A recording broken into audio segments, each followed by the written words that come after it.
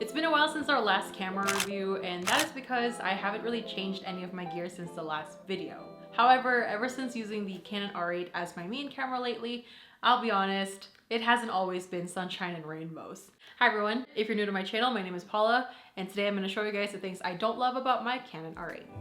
Recently, we were invited to this massive open house in Henderson, Nevada, and I thought it would be a good opportunity to shoot around with my Canon R8 to test out how it would do in low light, battery, and temperature shooting off and on throughout the evening. Now, spoiler, right as we were pulling up to this property, I very quickly realized it's gonna be way too dark for my video, as in I was stepping into basically a nightclub. And of course, when I finally had time to look at the footage, slapped them onto a timeline, converted them from log, saw how the footage turned out, it was not what I expected. Right off the bat, I knew I should have brought a second camera, or at the very least, a backup lens with a higher f-stop. With all that said, here's what I was working with. During this event, my B-roll was shot in 4K 60. I did also leave a secondary setting for some talking head shots, and I left those at 4K 24. Since I wasn't actually hired to work this event, I wanted to keep my setup pretty minimal. So I brought with me my R8, of course, my f4 14 to 35mm lens. For audio, I have the Sony ECM G1 microphone and my camera wrist strap.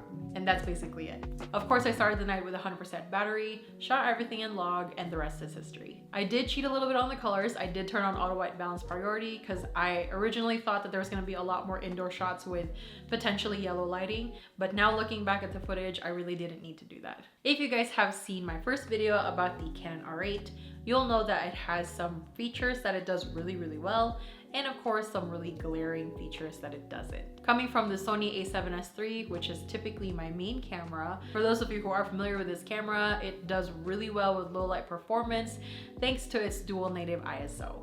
However, in this event, I had to bump up the ISO quite a bit, and I extended it all the way to its maximum. I believe I had it at 51,200, which I thought was the original highest level that it could go. But now that I'm looking back at my settings, the utmost highest it could actually go is 102,400 ISO, which is crazy. And you would think that even 51,200 was plenty high already. All right, enough prepping. Let's take a look at these clips. This is just mostly for vlog footage. We're just gonna look at these clips together. These are unedited, and I'm just gonna show you what they look like after the log has been converted.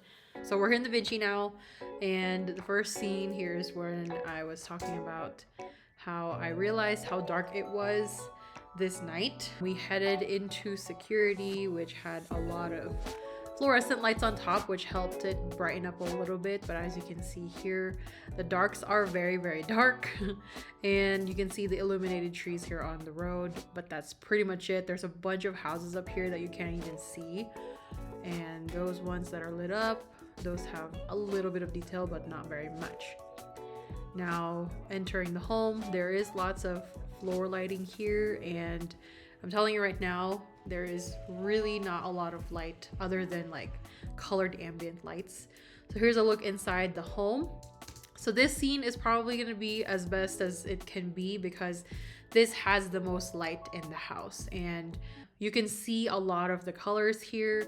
This is kind of the main floor of the home. Here we're hitting the outside, and this was just the huge pool. You can't really see the details up here. Very shadowy. It was really dark outside. Here you can really just barely pick up any details. Here's just our talking. This is at 14mm. That's the beauty of having a really wide lens, obviously pretty wide. I love this lens. This has been my go-to lens. And honestly, other than, you know, all these details here on our faces, can't see my hair, can't see Brian's jacket. Our faces are illuminated a little bit. This is upstairs. So this is probably the poorest performance that the camera has had because there's no light here. All mood lighting in this scene. And as you can see, it picks up what it can. This room was very red, so this is true to color, or true to life. Daytime, I'm sure this house is spectacular, by the way, but at night, you're really gonna need some sort of, you know, lighting in here to really appreciate everything. But beautiful, beautiful place. Here was another floor. So this home had 3 floors. The higher you get, the darker it is because there's mostly just windows. Outside, we had some ambient lighting on the floor. You're gonna see where the ISO is working really hard.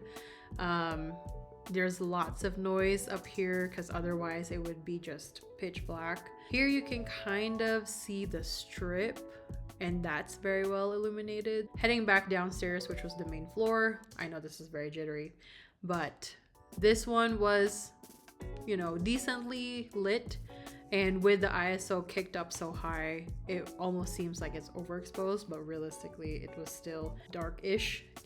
A little bit of the centerpiece. Here in these parts, the auto white balance priority did not help me because now it's like overcompensating for the areas that are white. But other than that, you know, I appreciate the added brightness to the picture. So here we have a scene of the people. There's a lot of people in this party. I was talking to a bunch of people here, so I think he and I switched off filming. So he was filming here. Oh yeah, there was me. I was chit-chatting with people right there. So we have a view of the dragons. This was Lunar New Year, so that's why that was the main event. This is the last thing I wanted to show, which is the outside of the home. So this home is, I told you guys in the beginning, this was a crazy property. I wish I could see it in the daytime. The camera was not built for low light, and I know in person obviously you can pick up a little bit more of these details, but as you can see, the camera can only do so much. This is, I know for a fact, maximum ISO, because I was shooting this B-roll and I was trying to get something for where I can appreciate the whole home. The fireplace, you know, it really only captures the center thirds of this video. But yeah, if you guys were curious, I'm gonna have this all kind of edited into the other channel. So let's talk about a little bit of the things that are not the best features on the R8. Starting with the IBIS. As we know, with the R8, it doesn't have its own in-body image stabilization. So without IBIS, you are really solely relying on the stabilization of your lens. And for the most part, it was survivable for me that night because a lot of my shots were nice and slow, usually one direction. And of course, if I had to add more stabilization to the footage, using it in post, that is something that I also could add as well. The colors were okay. Granted, it had auto white balance on, but the color payoff in the R8 was pretty okay even with limited lighting. The images that did catch the color, I would say are pretty true to life to what I saw at the event, and looking back at the footage, it was also pretty accurate. Now, noise, understandably, there's gonna be a lot of noise. Unlike the Sony that we've talked about earlier, it doesn't have dual native ISO, so you're really adding like artificial brightness. And I know I'm not using the technical terms for what ISO is, but anytime you have an increased ISO, you are adding somewhat artificial brightness to the image, which causes more noise to come. And I did see that in a couple of the clips as well. Ease of use with the R8 has actually scored pretty high for me. In this scenario, I was definitely out of my comfort zone in a really busy environment with really limited lighting, but also have time to shoot a little bit about the house, which is massive, and that was already a task in itself. It was definitely more of a challenge, but I would say this camera was easy to use, mostly because of the custom settings. So the R8 has two custom settings, C1 and C2. I mentioned to you guys what settings I use for B-roll and headshots earlier, and honestly, having to toggle between those two really easily, whether I wanted to talk to the camera and flip it around or shoot something that's in front of me and capture really the location that we were at, it was very easy to do with both of those just being a toggle of the switch. Temperature was fine on the R8, but I truly believe that this has more to do with the climate of the location that you're shooting at. I was shooting with the R8 back in the summer, and mind you, I live in the desert, so Vegas usually has about 90s in the summertime, even in the evenings. Even if I gave it a few minutes of rest in between by fully turning off the camera, usually about half an hour into filming with the R8 outside in the summer, it would already start complaining and tell me that it's reaching its internal high temperature. But in this case, the weather was crisp that night. It was in the 60s.